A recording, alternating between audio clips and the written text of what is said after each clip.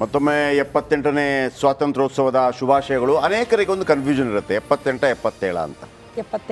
78 ಯಾಕೆ 78 ಅಂತಂದರೆ, ಒಂದು ವೇಳೆ 1947 ಆಗಸ್ಟ್ 15ನೇ ತಾರೀಕು ಯಾರಾದರೂ ಹುಟ್ಟಿದ್ದಿದ್ರೆ ಅವ್ರಿಗೆ ಇವತ್ತು 77 ವರ್ಷ.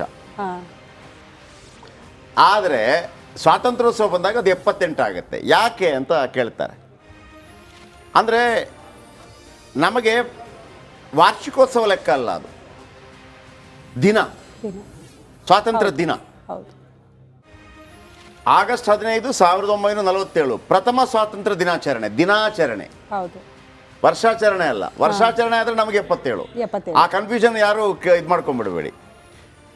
ಮಗು ಹುಟ್ಟಿದ ದಿವಸವೇ ನಾವು ಮಗು ವಿಚಾರಕ್ಕೆ ನಾವು ಫಸ್ಟ್ ಬರ್ತ್ಡೇ ಅಂತ ಆಚರಣೆ ಮಾಡೋದಿಲ್ಲ. ಒಂದು ವರ್ಷ ಆದಮೇಲೆ ಫಸ್ಟ್ ಬರ್ತ್ಡೇ ಅಂತ ಮಾಡೋದು. ಹಾಗಾಗಿ ಅದೇ ದಿವಸ ಮಗು ಹುಟ್ಟಿದ್ರೆ 77. ಫಸ್ಟ್ ಟೈಮ್ ಆದಾಗ ಪ್ರಥಮ ಸ್ವಾತಂತ್ರ್ಯ ದಿನಾಚರಣೆ. ನೆಕ್ಸ್ಟ್ ಇಯರ್ಗೆ 2ನೇ ಸ್ವಾತಂತ್ರ್ಯ ದಿನಾಚರಣೆ, 3ನೇ ಸ್ವಾತಂತ್ರ್ಯ ದಿನಾಚರಣೆ, 4ನೇ ಸ್ವಾತಂತ್ರ್ಯ ದಿನಾಚರಣೆ. ಅಷ್ಟೇ. ತುಂಬ ಜನರಿಗೆ ಈ ಕನ್ಫ್ಯೂಷನ್ ಇದೆ, ಅದನ್ನೇ ನೆನಪಿಟ್ಕೊಳ್ಳಿ. ಮಗು ಹುಟ್ಟಿದ್ರೆ ಆ ಹುಟ್ಟಿದ ದಿವಸವನ್ನು ನಾವು ವಾರ್ಷಿಕೋತ್ಸವ ಅಂತ ಆಚರಣೆ, ಏನು ಹುಟ್ಟಿದ ದಿನವನ್ನು ಒಂದನೇ ಹುಟ್ಟಹಬ್ಬ ಅಷ್ಟೇ ಕನ್ಫ್ಯೂಷನ್. ನಾನು ಜಾಸ್ತಿ ಕನ್ಫ್ಯೂಷನ್ ಮಾಡಕ್ಕೆ ಹೋಗಲ್ಲ, ಕ್ಲಾರಿಟಿ ಬಂದ್ಬಿಡ್ತು. ಸರ್, ನಿಮ್ಮ ಹತ್ರ ನಾನು ಕೇಳ್ತಾ ಇದ್ದೆ ಆ ವಿಚಾರವನ್ನು. ಅಂದರೆ ನಮಗೆ ಮೊದಲೇ ಇದ್ದರು ಕೆಲವೆಲ್ಲ ಲೆಜೆಂಡ್ಸ್ ಇದ್ದರು. ರಾಣಾ ಪ್ರತಾಪ್ ಸಿಂಹ ನಾನು ಹೇಳಿದೆ, ಅಕ್ಬರೇ ಸರೆಂಡರ್ ಆಗಿಬಿಡ್ತಾನೆ ಅಂತ. ಏನು ಮರೆ, ಆ ಒಂದು ಜುನಾಗಢಕ್ಕೆ ಬೇಕಾಗಿ ಹಲ್ದಿಘಾಟ್ ಯುದ್ಧಗಳೆಲ್ಲ ಆಗೋಗ್ಬಿಡ್ತದೆ. ಚೇತಕ ಅನ್ನುವಂಥ ಕುದುರೆ ಬಗ್ಗೆ ನಮಗೆ ಬಾಕಿಯೆಲ್ಲ ಫ್ಯಾಂಟಸಿ ಇರುತ್ತೆ. ನಮಗೆ ಗೊತ್ತಿದೆ ಚೇತಕ ಅನ್ನುವಂಥ ಕುದುರೆ ಇತ್ತು ಅಂತ ಗೊತ್ತಿದೆ, 6 ಅಡಿ ಎತ್ತರ ಇತ್ತು ಅಂತ ಗೊತ್ತಿದೆ, ಒಂದು ಕತ್ತಿಯಲ್ಲಿ ಹಿಂಗೆ ಹೊಡೆದ್ರೆ 2 ಪೀಸ್ ಆಗ್ತಾ ಇತ್ತು ಅಂತ ಗೊತ್ತಿದೆ. ಅವ್ರು ಹಾಕೋತಾ ಇರುವಂಥ ಏನು ಇದು ಡ್ರೆಸ್ಸು ಈಗ ಬುಲೆಟ್ ಪ್ರೂಫ್ ಆಗಲೇ ಇತ್ತು ಅಂತ ಹೇಳಿ. ಇನ್ನೊಂದು ಕಡೆ ಗೆರಿಲ್ಲಾ ಯುದ್ಧ, ಯಾರು ಗೊತ್ತಿಲ್ಲದ ಗೆರಿಲ್ಲಾ ಯುದ್ಧ ಶಿವಾಜಿ ಅವರು ಮಾಡಿದರು ಅಂತೇಳಿ. ಎಂತೆಂಥ. ಆಮೇಲೆ ಇನ್ನೊಂದು ರಾಜರಾಜ ಚೋಳನ ಸಂದರ್ಭದಲ್ಲಿ ಕಟ್ಟಿಸಿದಂಥ ದೇವಸ್ಥಾನಗಳು ಈಗಲೂ ಕೂಡ ಹಿಂಗಿದೆಯಾ, ಕಟ್ಟಕ್ಕಾಗತ್ತಾ ಅಂಥೇಳಿ ಇದೆ ಅಂಥೇಳಿ. ಸೊ ಈ ನೀತಿ ಕಥೆಗಳು ನಮಗೆ ಹೇಳುತ್ತೆ, ಸೈನ್ಯಕ್ಕೂ ಅದು ಸಿಗತ್ತೆ, ಸೈನ್ಯದಲ್ಲೂ ಹೇಳ್ತಾರೆ. ನಮಗೆ ಹೆಂಗಂತ ನಾವು ಉಳಿದವರಿಗಿಂತ ಹೆಂಗೆ ಭಾಳ ಗ್ರೇಟು ಅನ್ನೋದು ಒಂದಿರುತ್ತೆ. ದುಡ್ಡವರ ಬಳಿ ವಿಪರೀತ ಇರ್ಬೋದು, ಬೇಕಿದ್ದರೆ ನಾವು ಕೂಡ ಅಷ್ಟು ಆಗ್ತೀವಿ, ಅದು ಬೇರೆ ವಿಚಾರ. ಆದರೆ ನಮ್ಮ ದೇಶಭಕ್ತಿ ಅದನ್ನೆಲ್ಲ ಕಂಪೇರ್ ಮಾಡೋಕ್ಕಾಗತ್ತೆ ಸರ್? ಆಗಲ್ಲ. ಆ್ಯಕ್ಚುಲಿ ಬೇರೆ ದೇಶಗಳು ಇದೆ.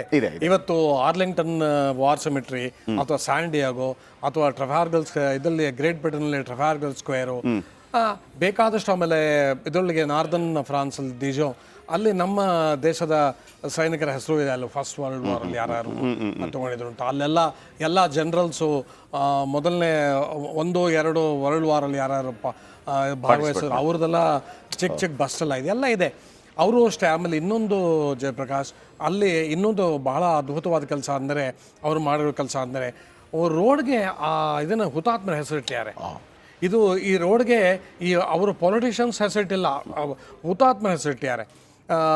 ಹಾಗೆ ನಾವು ದಾರಿಯಲ್ಲಿ ಹೋಗ್ತಾನೆ ದೊಡ್ಡ ಇದನ್ನೆಲ್ಲ ನೋಡ್ಬೋದು, ಬ್ಯಾನರ್ಸ್ ಎಲ್ಲ ನೋಡ್ಬೋದು. ನಮ್ಮ ದೇಶದಲ್ಲಿ ಇಲ್ಲ. That is very fantastic. ನೀವು ಹೇಳೋ ಪ್ರಕಾರ, ಯಾಕಂದರೆ ನಮಗೆ ಈಗ ಅಶೋಕ ಚಕ್ರ ಇದೆಲ್ಲ ಪಡೆದಂಥ, ಎಷ್ಟೋ ಜನ ಇದ್ದಾರೆ. ಯೋಗೇಂದ್ರ ಯಾದವ್, ನಮ್ಮ ಕ್ಯಾಪ್ಟನ್ ಬಾತ್ರಾ, ಇವರೆಲ್ಲ PVC ಹೋಲ್ಡರ್ಸು. ಅವ್ರ ಹೆಸರಲ್ಲಿ ಅದನ್ನೆಲ್ಲ ಯೂನಿವರ್ಸಿಟಿಗಳಿಗೆಲ್ಲ ಒಂದು ಇಡೋಕೆ ಹೋದ್ರೆ ನಮ್ಗೆ ಅಟ್ಲೀಸ್ಟ್ ಏನಿಲ್ಲದಿದ್ರು ಆ ಯೂನಿವರ್ಸಿಟಿಯಲ್ಲಿ ಓದೋನಿಗೆ ಇದು ಯಾರು ಅಂತ ಒಂದು ಬಂದ್ಬಿಡತ್ತೆ. ಹೌದು. ಹಾಗಿದ್ರೆ ಇವ್ರಿಗಿಂತ ಬಂದು ಅಂತ ಹೇಳುವಾಗ, ಇನ್ನೊಬ್ರು ಯಾರಿಗೋ ಒಂದು ಇವತ್ತಾಯ್ತು ಅಂತ ಹೇಳುವಾಗ, ಇವ್ರು ನಮ್ಮವರೇ, ಈ ಥರ ನಮ್ಮ ಕಾಲೇಜಿನ ಹೆಸರೇನಿದೆ ಅದೇ ಥರ ಆಗಿದ್ದವ್ರು ಇನ್ನೊಬ್ರು ಅಂತೇಳಿ ಅಟ್ಲೀಸ್ಟ್ ಕಲ್ತ್ಕೊಳ್ಳೋಕೆ ಅವಕಾಶ ಇರ್ಬೋದು. ನೀವು ಹೇಳೋದಕ್ಕೆ ಒಂದು ಫಿಕ್ಸ್ ಮಾಡಿಬಿಡ್ಬೇಕು. ಪಾಲಿಟಿಷಿಯನ್ಸ್ಗಳದ್ದು ಇಲ್ಲಪ್ಪ, ನಮ್ಮ ದೇಶಕ್ಕಾಗಿ ಎಲ್ಲವೂ ಯಾವುದೇ ಲಾಭಗಳಿಲ್ಲದೆ ಕೆಲಸ ಮಾಡಿದ್ರಲ್ಲ ಅವ್ರದ್ದು ಇಟ್ಬಿಡ್ಬೇಕು. ಹೌದು.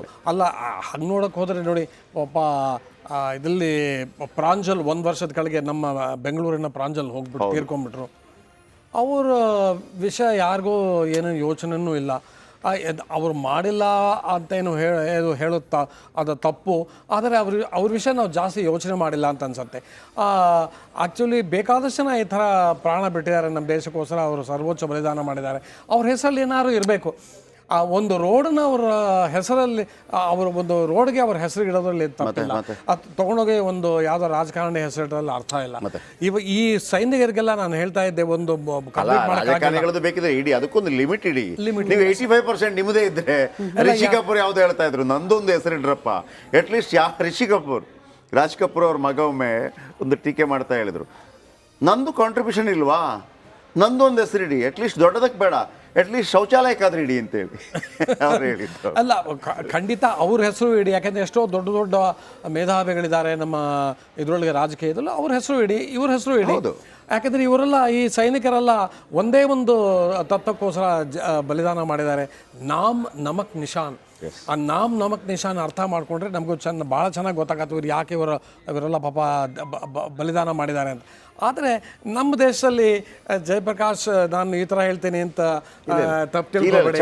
ನೋಡಿ, ಆಗಸ್ಟ್ 15, ಜನವರಿ 26, ಕೆಲವು ಸಾರಿ ಜುಲೈ 26 ನಮ್ಮ ಸೈನಿಕರದ ಜ್ಞಾಪಕ ಬರುತ್ತೆ ನಮ್ಮ ದೇಶದ ನಾಗರಿಕರಿಗೆ.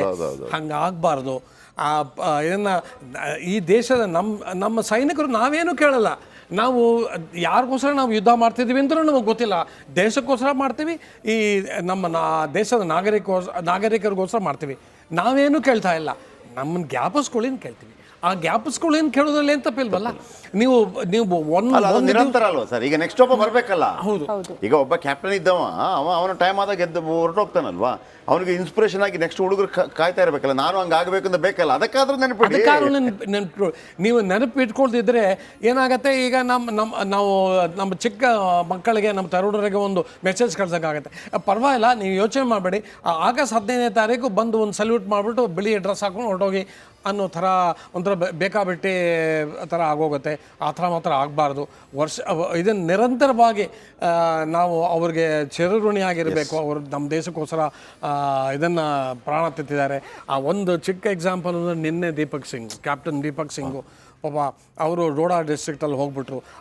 ಅವರ ಕುಟುಂಬದ ಮೇಲೆ ಯಾವ ಥರ ಯಾವುದು ಇದನ್ನು ಒಂದು ಬಿದ್ದಿದೆ ಆ ದುಃಖ ಅಂತ ನಾವು ಅದು ಊಹಿಸ್ಕೊಳ್ಳೋಕ್ಕೂ ಸಾಧ್ಯವಿಲ್ಲ. ಈ ಥರ ಬೇಕಾದಷ್ಟು ನಮ್ಮ ದೇಶದಲ್ಲಿ ಫ್ಯಾಮಿಲೀಸ್ ಇದೆ. ಅವ್ರ ಫ್ಯಾಮಿಲಿ ಪೂರ್ತಿಕ್ಕೆ ಹಂಚೋಗಿದೆ.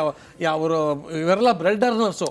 ಇದರೊಳಗೆ ಎಷ್ಟೋ ಸೈನಿಕರು ಅವ್ರು ಹೋದ್ರು ಅಂದರೆ ಮುಗಿತಾಗ ಫ್ಯಾಮಿಲಿ ಕತೆ ಮುಗೀತು. ಅವ್ರನ್ನೆಲ್ಲ ಜ್ಞಾಪಿಸ್ಕೊಳ್ಳಿ.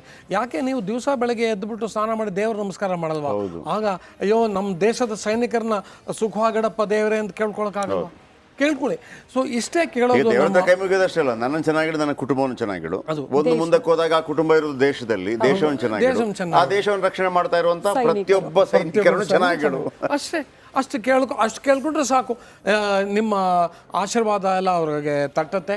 ಅವರು ಸುಖವಾಗಿ ಅವ್ರ ಕೆಲಸ ಮಾಡ್ಕೊಂಡಿರ್ತಾರೆ. ಆದರೆ ನಮ್ಮ ಸೈನಿಕರು ಮಳೆ ಬರಲಿ, ಗಾಳಿ ಬರಲಿ, ಏನು ಬೇಕಾದ್ರೆ ಆಗಲಿ, ಯಾರು ಬೇಕಾದ್ರೆ ರಾಜಕೀಯದಲ್ಲಿ ಬಂದು ಕೂತ್ಕೊಳ್ಳಿ, ಏನು ಬೇಕಾದ್ರೆ ಸ್ಟೇಟ್ಮೆಂಟ್ ಕೊಡಲಿ, ಏನು ಬೇಕಾದ್ರೆ ಉಲ್ಟಾ ಸೀದಾ ಹೇಳಲಿ, ಅವರು ತಮ್ಮ ಕೆಲಸನ ಅವರು ಡ್ಯೂ ಡಿಲಿಜೆನ್ಸ್ ಮಾಡ್ತಾರೆ. ಸಾಲ್ಟೋರೋ ರೇಂಜಲ್ಲೂ ಮಾಡ್ತಾರೆ, ಸಿಯಾಚನಲ್ಲಿ, ಈ ಕಡೆ ಇದಲ್ಲಿಗೆ ನಮ್ಮ ರಾಜಸ್ಥಾನ್ ಡೆಸರ್ಟಲ್ಲೂ ಮಾಡ್ತಾರೆ. ಕ್ಯೂರಿಯಾಸಿಟಿ ಮುರಳಿ ಸರ್, ಈಗ ದೇಶ ಕಾಯೋದಕ್ಕೆ ಹೋದಂತಹ ಯೋಧರು ಅವ್ರ ಮನಸ್ಥಿತಿ, ಆ ತ್ಯಾಗ ಬಲಿದಾನವೆಲ್ಲ ನೆನಪು ಮಾಡ್ಕೊಳ್ತೀವಿ. ಅವರು ದೇಶಕ್ಕಾಗಿಯೇ ಸಿದ್ಧರಾಗಿ ಹೋಗಿರ್ತಾರೆ ಮೆಂಟಲಿ. ಬಟ್ ಪೋಷಕರ ಮನಸ್ಥಿತಿ ಹೇಳಿ ಬಂದಾಗ ನನ್ನ ಮಗ ದೇಶಕ್ಕಾಗಿ ಪ್ರಾಣ ಬಿಟ್ಟಿದ್ದಾನೆ ಅಂತ ಹೆಮ್ಮೆ ಪಡ್ತಾರೆ. ಆ ಪೋಷಕರ ಮನಸ್ಥಿತಿ ಬಗ್ಗೆ ಹೇಳಿ, ಅವರು ಪ್ರಿಪೇರ್ ಆಗಿಬಿಟ್ಟಿರ್ತಾರೆ ಅಂತ. ಪೋಷಕರ ಮನಸ್ಥಿತಿ ವಿಷಯ ಏನು ಹೇಳೋದು? ನಿನ್ನೆ ನಿಮ್ಮದೇ ಸುದ್ದಿವಾಹಿನಿ ಪ್ರೋಗ್ರಾಮಲ್ಲಿ ನೋಡಿದ್ವಿ. ಪಾಪ ಆ ಹೆಂಗಸು ಅಳ್ತಾ ಇದ್ದರು. ಅವ್ರು ಹೇಳಿದ್ರು, ನೋಡಿ ನಮ್ಮ ಯಜಮಾನರು ಹೋಗಲೇಬೇಕಾಯ್ತು ಅವ್ರಿಗೆ, ಇದಕ್ಕೋಸ್ಕರ 1971 ವಾರ್ಗೆ ನಾವು ಅವ್ರನ್ನ ಕಳಿಸ್ಕೊಟ್ವಿ. ನಾವು ಭಾಳ ಗಟ್ಟಿ ಮನಸ್ಸು ಮಾಡ್ಕೊಂಡು ಕಳಿಸ್ಕೊಟ್ವಿ. ಆ ಥರ ತಾಯಂದರು ಮಕ್ಕಳನ್ನೂ ಕಳಿಸ್ಕೊಟ್ಟಿರ್ತಾರೆ. ಅವ್ರು ಹೇಳ್ತಾರೆ, ಹೌದು, ವಾಪಸ್ ಬರಲಿಲ್ಲ. ಅಂದರೆ ಕುಟುಂಬನೂ ಮಾನಸಿಕವಾಗಿ ಸಿದ್ಧ ಆಗ್ಬಿಡುತ್ತೆ. ಆದರೆ ನಿಮ್ಮ ಇದನ್ನು ಆ್ಯಂಕರೇ ಅವ್ರನ್ನ ಕೇಳಿದ್ರು, ನಿಮಗೆ ಏನನ್ಸತ್ತೆ ಅಂತ. ಅವ್ರು ಹೇಳ್ತಾರೆ, ಇವತ್ತು ನನಗೆ ನಮ್ಮ ಯಜಮಾನರು ದೇಶಕ್ಕೋಸ್ಕರ ಮಡಿದಿದ್ದಾರೆ ಅಂತ ಗರ್ವ ಇದೆ ಅಂತ. ನೋಡಿ, ಎಲ್ಲ ನಮ್ಮ ಕಣ್ಣೆಲ್ಲ ನೀರು ಬಂತು. ಅದೇ ಅವ್ರ ಮನಸ್ಥಿತಿ ಅದೇ ಥರ ಈ ವೀರಮಾತೆಯರು, ಈ ವೀರನಾರಿಯರು, ಅವರ ಮಕ್ಕಳು ಅವರ ಇದನ್ನ ಯಜಮಾನರನ್ನ ಮಕ್ಕಳನ್ನ ಕಳಿಸ್ಲೇಬೇಕು. ಅಲ್ಲ, ದೇಶ ಕಾಯಕ್ಕೆ ಪ್ರತಿನಿತ್ಯ ಯೋಧರಲ್ಲಿ ಹೋರಾಡ್ತಾ ಇದ್ರೆ ಅವ್ರ ಕುಟುಂಬ ಪ್ರತಿನಿತ್ಯ ಇಲ್ಲಿ ಹೋರಾಡ್ತಾ ಇರುತ್ತೆ. ಅವ್ರಿಗೆ ಪ್ರತಿನಿತ್ಯ ಇಲ್ಲಿ ಹೋರಾಡ್ತಾ ಇರೋದು ಒಂದೇ ಅಲ್ಲ, ಅವ್ರಿಗೆ ಅವ್ರ ಜೀವನಾದ್ಯಂತ ಹೋರಾಟ. ಅದನ್ನೇ ಅವ್ರು ಹೇಳ್ತಾ ಇದ್ರು, ಜೀವನಾದ್ಯಂತ ಹೋರಾಟ. ಯಾಕೆಂದರೆ ನಮ್ಮ ದೇಶದಲ್ಲಿ ನಾವು ಅವ್ರಿಗೆ ಸುಖವಾಗಿ ಜೀವನ ಮಾಡೋಕ್ಕೆ ಏನನ್ನು ಕಲ್ಪಿಸ್ಕೊಟ್ಟಿಲ್ಲ. ಅವ್ರಿಗೆ ಎಲ್ಲಾದ್ರಲ್ಲೂ ಅವ್ರಿಗೆ ಕಷ್ಟ. ಆದರೆ ಅವ್ರು ಹೇಳ್ತಾರೆ, ಇದೇ ಕಷ್ಟ ಇದೆ, ಆದರೆ ನಾವು ಕಷ್ಟ ಸಹಿಸ್ಕೊಂಡು ಮುಂದೆ ಹೋಗ್ತಾ ಇದ್ದೀವಿ ಅಂತ ದೊಡ್ಡ ಮಾತು ಹೇಳಿದ್ರು ತಾಯಿ. ನಿಮಗೆ ಬಹಳ ಆಶ್ಚರ್ಯ ಆಯಿತು ನಿನ್ನೆ ಅವ್ರ ಮಾತು ಕೇಳಿ. ಇದೇ ಅವರು ನಮ್ಮ ಎಲ್ಲ ಪರವಾಗಿ ಮಾತಾಡ್ಬಿಡಿ ಯಾರು ಅವ್ರು ಒಂದು ಸೆಂಟೆನ್ಸ್ ಹೇಳಿ ಎಲ್ಲ ನಮ್ಮ ಪರವಾಗಿ ಮಾತಾಡಿದ್ರು. ಅವ್ರದ್ದೇ ಆ ಮನಸ್ಥಿತಿ ಬಹಳ ಕ್ಲಿಯರಾಗಿ ಅವ್ರು ಎಕ್ಸ್ಪ್ಲೈನ್ ಮಾಡಿದ್ರು. ಅದು ಎಲ್ಲ ತಾಯಂದಿರ ಎಲ್ಲ ನಮ್ಮ ದೇಶದಲ್ಲಿರೋ ಎಲ್ಲ ಕುಟುಂಬದವರ ಮನಸ್ಥಿತಿ. ಕಳಿಸ್ಲೇಬೇಕು, ನಮ್ಮ ಮಕ್ಕಳು ದೇಶಕ್ಕೋಸ್ಕರ ಇದನ್ನು ಹೊಡೆದಾಡ್ತಾ ಇದ್ದಾರೆ, ಅದರಲ್ಲಿ ನಮ್ಗೆ ಗರ್ವ ಇದೆ. ಅವ್ರು ವಾಪಸ್ ಬರ್ತಿದ್ದು ಏನು ಮಾಡೋಕ್ಕಾಗತ್ತೆ? ಅದು ನಮ್ಮ ಬ್ಲಡ್ಡಲ್ಲೇ ಬಂದ್ಬಿಟ್ಟಿರುತ್ತೆ ಅಂತ, ನಮ್ಮ ರಕ್ತದಲ್ಲೇ ಬಂದ್ಬಿಟ್ಟಿರುತ್ತೆ. ಅದು ನಿಜವಾದ ದೇಶಭಕ್ತಿ. ಅವ್ರು ಏನೂ ಅಪೇಕ್ಷೆ ಪಡಲ್ಲ. ನಾವು ಅದನ್ನು ನಾವು ಇನ್ಮೇಲೆ ಸುಖವಾಗಿರಬೇಕು, ನಮ್ಮ ಮಕ್ಕಳ ನೆನಪು ಮಾಡಿಕೊಂಡು ನಾವು ಎಷ್ಟು ದೇವ್ರದ್ದು ಆಯಸ್ ಕೊಟ್ಟೇನೋ ಅಲ್ಲಿ ಸುಖವಾಗಿರಬೇಕು ಅನ್ನೋಂಥ ಮನಸ್ಥಿತಿಗೆ ಅವ್ರಿಗೆ. ಆದರೆ ಅವ್ರ ಜೀವನ ನಾವು ಸುಖ ಮಾಡಿಲ್ಲ. ಅವ್ರಿಗೆ ಎಲ್ಲದರಲ್ಲೂ ಕಷ್ಟ ಹಾಗೆ ಅವ್ರಿಗೆ ಅವ್ರ ಜೀವನ ಮುಂದುವರಿಸ್ಕೊಂಡು ಹೋಗೋದೇ ಕಷ್ಟ ಅಂತ ಅವ್ರು ನಿನ್ನೆ ಎಕ್ಸ್ಪ್ಲೇನ್ ಮಾಡ್ತಿರುವಾಗ ತುಂಬ ಬೇಜಾರಾಯ್ತು ಅಲ್ಲ ಕೇಳಿ. ಅಲ್ಲ, ನಾವು ವಿಕಸಿತ ಭಾರತ ಬಗ್ಗೆ ನಾವು ಇವತ್ತು ಮಾತಾಡ್ತಾ ಇದ್ದೀವಿ. ಆಲ್ರೆಡಿ ನಮ್ಮ ಭಾರತ ವಿಕಸಿತವಾಗಿರೋ ಬಗ್ಗೆ ನಾವು ಚಿತ್ತ ಕೊಡಬೇಕು ಅಂತ ಅನ್ಸುತ್ತೆ. ಅಂದರೆ ಸ್ವಾತಂತ್ರ್ಯ ಸಿಕ್ತು ಅಂತ ಒಂದು ದೇಶ ಸುಮ್ಮನೆ ಕೂತ್ಕೊಳ್ಳೋದಲ್ಲ. ಈ ಆರ್ಥಿಕವಾಗಿಯೂ ತಂತ್ರಜ್ಞಾನದ ವಿಚಾರಕ್ಕೆ ಸಂಬಂಧಪಟ್ಟಂತೆ, ಆಧುನಿಕ ತಂತ್ರಜ್ಞಾನಗಳ ವಿಚಾರಕ್ಕೆ ಸಂಬಂಧಪಟ್ಟಂತೆ ಮುಂದುವರೆದ ದೇಶವಾಗಿದೆ ಅಂತ. ಆ ಬೆಳವಣಿಗೆಯನ್ನು ಗಮನಿಸಿದ್ರೆ ಏನು ಹೇಳ್ತೀರಿ ತಾವು? ನಿಜವಾಗ್ಲೂ ಇವತ್ತು ನಮ್ಮ ಪ್ರಧಾನಮಂತ್ರಿಯವರು ಮಾತಾಡ್ತಾ ಇರೋದು ಕೇಳಿ ಬಹಳ ಅದ್ಭುತವಾಗಿ ಮಾತಾಡಿದ್ರು ಅವ್ರು ಹೇಳಿದ್ರು ನೋಡಿ, ನಾವು 13.5 ಕೋಟಿ ಇದರಿಂದ ಪಾವರ್ಟಿ ಲೆವೆಲಿಂದ ಮೇಲೆ ಎತ್ತಿದ್ದೀವಿ. 25 ಕೋಟಿ ಆದರೆ ಅದು ನಾವು ವಿಕಸಿತ ಭಾರತ ಆದಂಗೆ ನಾವು ಸರಿಯಾದ ಡೈರೆಕ್ಷನಲ್ಲಿ ಹೋಗ್ತಾ ಇದ್ದೀವಿ. ನಾವು ಕೋವಿಡ್ ಟೈಮಲ್ಲಿ ನಮ್ಮದೊಂದೇ ದೇಶ ಇದನ್ನು ಆರ್ಥಿಕ ಬೆಳವಣಿಗೆ ಮಾಡಿದ್ದು ನಮ್ಮದೊಂದೇ ದೇಶ. ಅದು ನೋಡಿದ್ರೆ ಅನಿಸುತ್ತೆ ನಾವು ನಮ್ಮದೆಲ್ಲ ಪಾಲಿಸೀಸ್ ಎಲ್ಲ ಸರಿಯಾಗಿದೆ. ಪ್ರತಿಯೊಂದು ಕ್ಷೇತ್ರದಲ್ಲೂ ನಾವೊಂದು ಪಾಲಿಸಿ ಮಾಡಿದ್ದೀವಿ, ಅದನ್ನು ಮುಂದುವರ್ಸ್ಕೊಂಡು ಹೋಗ್ತಾ ಇದ್ವಿ, ಅದರಿಂದ ಜನಕ್ಕೆ ಒಳ್ಳೆಯದಾಗಿದೆ. ಅದರಿಂದ ನಮಗೆ ಅನಿಸುತ್ತೆ ನಾವು ಸರಿಯಾದ ದಾರಿಯಲ್ಲಿ ಹೋಗ್ತಾ ಇದ್ದೀವಿ ಅಂತ. ವಿಕಸಿತ್ ಭಾರತ್ 2047 ಅವ್ರದ್ದು ಏನು ಗೋಲ್ ಇದೆ ಅದು ಬಹಳ ದೊಡ್ಡ ಇದು $5 ಟ್ರಿಲಿಯನ್ ಎಕಾನಮಿ, ನಂಬರ್ 3 ಇದು ವರ್ಲ್ಡಲ್ಲಿ ನಂಬರ್ 3, ಅವೆಲ್ಲ ಬಹಳ ಒಳ್ಳೆಯದು. ಆದರೆ ಅದು ಕಡೆಯಲ್ಲಿ ಎಲ್ಲ ಹೇಳ್ಬಿಟ್ಟು ಕಡೆಯಲ್ಲಿ ಹೇಳ್ತಾರೆ ನೋಡಿ, ಕೆಲವರು ನಮ್ಮ ದೇಶದಲ್ಲಿ ಇದ್ದಾರೆ, ಅವ್ರಿಗೆ ಒಂಥರ ದೇಶನ ಒಡೆಯೋದು ಆಮೇಲೆ ಸರ್ವನಾಶ ಮಾಡೋದೇ ಅವ್ರಿಗೆ ಅವರ ಮನಸ್ಥಿತಿ ಅವ್ರಿಗೆ. ಹಂಗೆ ಮಾಡಬೇಡಿ, ನಮ್ಮ ಜೊತೆ ಸೇರಿಕೊಂಡು ನಾವು ನಮ್ಮ ದೇಶನ ಮುಂದೆ ತಗೊಂಡು ಹೋಗೋಕ್ಕೆ ನಮಗೆ ಸಹಾಯ ಮಾಡಿ ಅಂತ ಕಡೆಯಲ್ಲಿ ಅವರು ಹೇಳಿ ಮಾತು ಮುಗಿಸಿದ್ರು. ಅದು ನನಗನ್ಸುತ್ತೆ ಅಷ್ಟು ಅವರು ಡೀಟೇಲಾಗಿ ಅವರು ಕ್ಲಿಯರಾಗಿ ಹೇಳಲಿಲ್ಲ, ಇಂತಿದ್ದವರೇ ಮಾಡ್ತಾ ಇದ್ದಾರೆ ಅಂತೆ. ಆದರೆ ಮೆಸೇಜಂದು ಭಾಳ ಕ್ಲಿಯರಾಗಿ ಕೊಟ್ಟರು. ಅದನ್ನು ಅರ್ಥ ಮಾಡ್ಕೋಬೇಕು ನಮ್ಮ ದೇಶದ ರಾಜಕಾರಣಿಗಳು. ಅವ್ರ ಕೆಲಸ ಅವ್ರು ಮಾಡ್ತಾ ಇದ್ದಾರೆ, ಅವ್ರ ಜೊತೆಗೆ ಸೇರ್ಕೊಂಡು ನಾವು ದೇಶನ ಮುಂದೆ ತೊಗೊಂಡು ಹೋಗಬೇಕೆ ಹೊರತು ನಾವು ಹಿಂದೇಳಿ ಹೇಳ್ಕೊಂಡು ಮಾತ್ರ ಹೋಗಬಾರ್ದು. ಈಗ ಆಗ್ತಾ ಇರೋದು ಅದೇ. ಒಂದು ಒಳ್ಳೆ ಕೆಲಸ ಮಾಡೋಕ್ಕೆ ಹೋದರೆ ಅದಕ್ಕೆ 50 ಜನ ರೆಡಿಯಾಗಿರ್ತಾರೆ ಅದನ್ನು ಬೈಯೋಕ್ಕೆ, ಅದಕ್ಕೆ ಸರಿಯಾಗಿಲ್ಲ ಅನ್ನೋಕ್ಕೆ. ನಮ್ಮ ಪಕ್ಕದ ದೇಶದಲ್ಲಿ ಬಾಂಗ್ಲಾದೇಶಲ್ಲಿ ತೊಂದರೆ ಆದರೆ ನಿಮಗೂ ತೊಂದರೆ ಆಗುತ್ತೆ ಅನ್ನುವಂಥ ಜನನೂ ನಮ್ಮ ದೇಶದಲ್ಲಿದ್ದಾರೆ. ಇವೆಲ್ಲ ಭಾಳ ದುರ್ಭಾಗ್ಯವಶ, ಇದು ಬಹಳ ಅನ್ಫಾರ್ಚುನೇಟ್ ಅಂತ ಹೇಳ್ಬೋದೇ ಹೊರತು. ನೋಡಿ ಅವ್ರಿಗೆ ಎಷ್ಟು ದೊಡ್ಡ ಮಾತು ಹೇಳಿದ್ರು, ಇದನ್ನು ಡಿಸೈನ್ ಇನ್ ಭಾರತ್, ಆಮೇಲೆ ಡಿಸೈನ್ ಫಾರ್ ದ ವರ್ಲ್ಡ್. ಎಷ್ಟೊಂದು ಒಂಥರ ಅದ್ಭುತವಾದಂಥ ಅವರ ಇದು ಸೋಚ್ ವಿಚಾರ ಅಂತಲ್ಲ, ಆ ಥರ ಅದನ್ನೆಲ್ಲ ನಾವು ಅರ್ಥ ಮಾಡಿಕೊಂಡು ಅವರ ಜೊತೆಗೆ ನಾವು ನಿಂತ್ಕೊಂಡು ದೇಶನ ಮುಂದೆ ತೊಗೊಂಡೋಗ್ಬೇಕು. ಆಮೇಲೆ ಇನ್ನೊಂದು, ಅವರು ಯಾವ ಕೆಲಸಕ್ಕೂ ಅವರು ಕ್ರೆಡಿಟ್ ತಗೋತಾ ಇಲ್ಲ, ಅವರು ಕ್ರೆಡಿಟ್ ಕೊಡ್ತಾ ಇರೋದು ಜನಸಾಮಾನ್ಯ. 8ನೇ ಸ್ವಾತಂತ್ರ್ಯೋತ್ಸವದ ಶುಭಾಶಯಗಳು. ಇವತ್ತಿನ ಬೆಳಗಿನ ಚರ್ಚೆಯ ಬಿಗ್ ಮಾರ್ನಿಂಗ್ನ ಚರ್ಚೆಯ ಕೊನೆಯ ಹಂತದಲ್ಲಿದ್ದೀವಿ ಸರ್. ಕೊನೆಯದಾಗಿ ದೇಶದ ಜನರಿಗೆ, ಆಮೇಲೆ ವಿಶೇಷವಾಗಿ ಯುವಕರಿಗೆ ಏನು ಕಿವಿಮಾತು ಹೇಳ್ತೀರಿ? ಸಂದೇಶ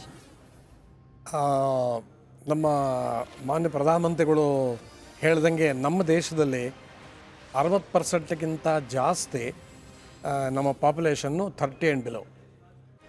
ಸೊ ಅವರು ಯಂಗ್ ಅವ್ರು ಹೇಳ್ತಾ ಇದ್ರು, ನೀವು ನಿಮ್ಮ ಕೈಲಿ ಏನು ಬೇಕಾದ್ರೂ ಮಾಡುವಂಥ ಸಾಧ್ಯತೆ, ನಿಮಗೆ ಕ್ಷಮತೆ ಇದೆ, ಅದಕ್ಕೆ ನಾವು ಸಪೋರ್ಟ್ ಕೊಡ್ತಾ ಇದ್ದೀವಿ. ಇವತ್ತು ನಾವು ಟೆಕ್ನಿಕಲ್ ಇನೋವೇಷನ್ನು ಆಮೇಲೆ ಇದನ್ನು ಟೆಕ್ನಿಕಲ್ ಡೆವಲಪ್ಮೆಂಟ್ಗೆ 1,00,000 ಕೋಟಿ ಹಣ ಮೀಸಲಾಗಿಟ್ಟಿದ್ದೀವಿ. ನಾವು MSMEನ ಪ್ರಮೋಟ್ ಮಾಡ್ತಾ ಇದ್ದೀವಿ, ನಾವು ಸ್ಕಿಲ್ನ ಪ್ರಮೋಟ್ ಮಾಡ್ತಾ ಇದ್ದೀವಿ. ಇವತ್ತು ಸರ್ಕಾರ ಎಲ್ಲ ಥರ ಸೌಲಭ್ಯಗಳನ್ನು ಕೊಡ್ತಾ ಇದೆ.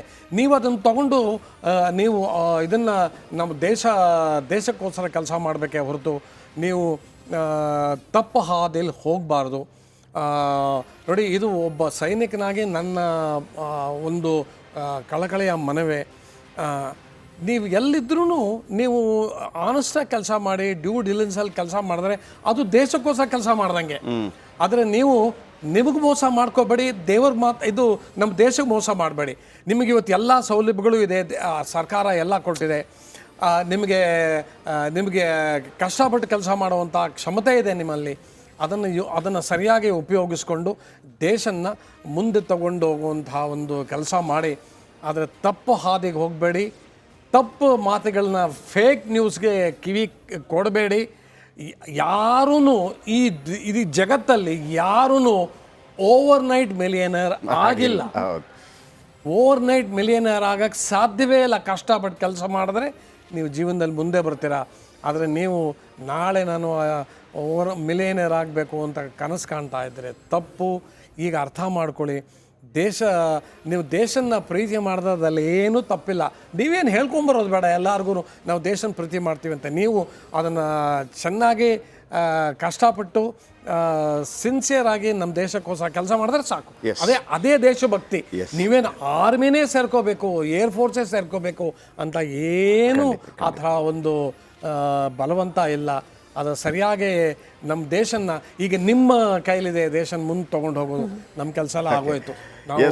ಇದು ನಿವೃತ್ತ ಏರ್ ಮಾರ್ಷಲ್ ಮುರಳಿಯವರ ಮಾತು ಒಂದು ಭಾಳ ಸ್ಪಷ್ಟ. ನನಗೆ ಯಾವತ್ತು ಅನಿಸೋದು, ನಾವು ಯಾವತ್ತೂ ಕೂಡ ಈ ದೇಶ ನಮ್ಮದು, ನಮಗೆ ಸ್ವಾತಂತ್ರ್ಯ ಕೊಟ್ಟರು ನಿಜ, ಅದಾದ ನಂತರ ಅದನ್ನು ನಾವು ಉಳಿಸ್ಕೊಂಡು ಹೋಗಬೇಕಾಗಿದೆ. ಆಮೇಲೆ ಅವರು ಕೂಡ 100,000 ವರ್ಷ ಬದುಕೋದಿಲ್ಲ, ಅವ್ರಿಗೂ ಕೂಡ ಟೈಮ್ ಲಿಮಿಟ್ ಇದೆ. ಅದಾದ ನಂತರ ನೆಕ್ಸ್ಟು ಆಮೇಲೆ ನೀವು ಕೂಡ ಅಲ್ಲ. ಈಗ 60% 30 ವರ್ಷದ ವಯಸ್ಸಿನವರು ಅವರು ಅಲ್ಲ, ಅವರ ನಂತರ ಮತ್ತೊಬ್ಬರು. ಹಾಗಾಗಿ ನಾವು ಎಲ್ಲಿ ಟೈಮ್ ವೇಸ್ಟ್ ಮಾಡ್ತಾ ಇದ್ದೀವಿ ಅಂತಂದರೆ, ನಮಗೆ ಸ್ವಾತಂತ್ರ್ಯ ತಂದು ಕೊಟ್ಟಂಥವರ ವಾದಗಳು ಸರಿಯಾ, ಅವರು ಸರಿನಾ ಇವರು ಸರಿನಾ, ಅವರವರ ಕಾಲಘಟ್ಟದಲ್ಲಿ ಅವರವರು ಸರಿ. ಈಗ ನಮ್ಮ ಕಾಂಟ್ರಿಬ್ಯೂಷನ್ ಏನು? ನಾವು ಅವರ ಕಾಂಟ್ರಿಬ್ಯೂಷನ್ ಮಾತ್ರನಾ ದೇಶಕ್ಕೆ? ನಮ್ಮ ಕಾಂಟ್ರಿಬ್ಯೂಷನ್ ಬೇಕಲ್ವಾ?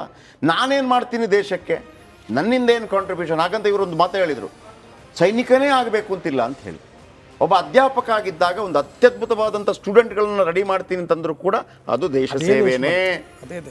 ಒಬ್ಬನ ಹತ್ರ ಭಯಂಕರವಾದಂತಹ ಹಣಕಾಸಿನ ನೆರವು ಕೊಡುವಂಥ ಸಾಧ್ಯತೆ ಇದೆ, ಅದರ ಮೂಲಕ ಅನೇಕರನ್ನು ಬಡತನದಿಂದ ಮೇಲಕ್ಕೆ ತಂದು ಅವರಿಗೊಂದು ವಿದ್ಯಾಭ್ಯಾಸ ಕೊಟ್ಟು ಅವರನ್ನು ಮುಖ್ಯವಾಹಿನಿಗೆ ತರ್ತೇನೆ ಅಂತಂದರೆ ಅದು ಕೂಡ ದೇಶ ಸೇವೆನೇ. ತಪ್ಪು ದಾರಿಗೆ ಹೋಗ್ತಾ ಇರುವಂಥ ಮಕ್ಕಳನ್ನು ಇಲ್ಲಪ್ಪ ಈ ದಾರಿಯಿಂದ ಬಾ ಅಂತ ಹೇಳಿದರೆ ಅದು ಕೂಡ ದೇಶ ಸೇವೆನೇ. ಅಥವಾ ತುಂಬ ಅನ್ನ ಹಾಕುವಂಥ ಶಕ್ತಿ ಇದ್ದವ ಅಪೌಷ್ಟಿಕತೆಯಿಂದ ನರಳುತ್ತಾ ಇರುವಂಥ ಮಕ್ಕಳಿಗೆ ಪೌಷ್ಟಿಕ ಆಹಾರವನ್ನು ಕೊಟ್ಟು ಅವರನ್ನು ಬಲಶಾಲಿ ಮಾಡಿದರೂ ಕೂಡ ಅದು ಕೂಡ ದೇಶ ಸೇವೆನೇ. ಸೊ ಹಾಗಾಗಿ ದೇಶ ಸೇವೆ ನೀವು ಎಣಿಸಿಕೊಳ್ಳುವ ರೀತಿಯಲ್ಲಿದೆ. ಆದರೆ ಸೈನಿಕ ಅಂತ ಹೇಳುವಾಗ ಅವನಿಗೊಂದು ಅವಕಾಶ ಬಾಕಿ ಇದ್ದವ್ರಿಗೆ ಇರುವಂಥದ್ದು ಇರೋದಿಲ್ಲ. ಉಳಿದವನಿಗೆ ನಾನು ಸಂಪಾದನೆ ಮಾಡ್ಬೋದು, ಸುಖವಾಗಿರ್ಬೋದು, ಮತ್ತೊಂದಿರ್ಬೋದು. ಆದರೆ ಸೈನಿಕನಾಗಿದ್ದವನಿಗಿರುತ್ತೆ, ನಾನು ಎನಿ ಟೈಮ್ ಕೂಡ ನನ್ನ ಪ್ರಾಣ ಹೊರಟು ಹೋಗ್ಬೋದು. ಯಾವುದಕ್ಕಾಗಿ? ಹೆಂಡತಿ ಮಕ್ಕಳಿಗಾಗಿ ಅಲ್ಲ, ಈ ದೇಶಕ್ಕಾಗಿ. ಸೊ ಹಾಗಾಗಿ ಆ ದೇಶದ ಹಿಂದೆ 140 ಕೋಟಿ ಜನರಿದ್ದಾರೆ. ಅವರಿಗಾಗಿ ತನ್ನ ತನು ಮನ ಧನ ಎಲ್ಲವನ್ನು ಅರ್ಪಿಸುವಂತಹ ಆ ಯೋಧರಿಗೆ ಸೆಲ್ಯೂಟ್ ಮಾಡ್ತಾ 78ನೇ ಸ್ವಾತಂತ್ರ್ಯ ಸಂಭ್ರಮ ಕಳೆಗಟ್ಟಲಿ.